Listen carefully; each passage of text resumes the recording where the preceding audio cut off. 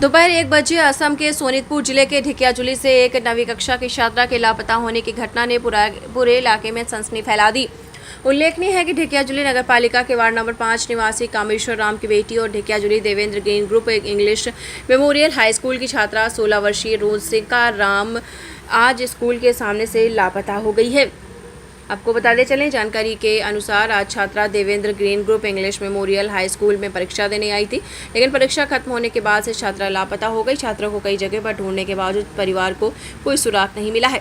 इसलिए अगर किसी सज्जन को छात्रा के बारे में कोई जानकारी मिले तो ढिकियाजुली पुलिस स्टेशन से संपर्क करने का अनुरोध छात्रा के पिता और पड़ोसियों द्वारा किया गया है। असम से प्रशांत वैश्य की रिपोर्ट। মোৰ দাদা হয়, তেখেত ওচৰৰে হয়। তেখেতৰ ছোৱালী আজি Devendra green group English school ঢেকীয়াজুলিত পঢ়ে, ক্লাছ 9ত। তেওঁ হাফ ইয়াৰলি এক্সাম দিব গৈছিলে। তো এক্সাম দিয়াৰ পিছৰ পৰাই আমি তেওঁৰ ছোৱালীজনীৰ কোনো ধৰণৰ সুংসূত্ৰ এতিয়ালৈকে পোৱা নাই।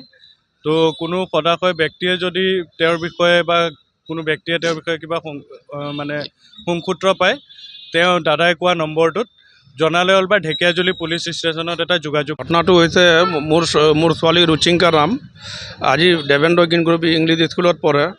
এজ হ'ল 16 বছৰ। আজি মেথছ এক্সাম আছিলে, মেথছ এক্সাম দি ঘৰত কি উভতি আহি পোৱা নাই আৰু কি।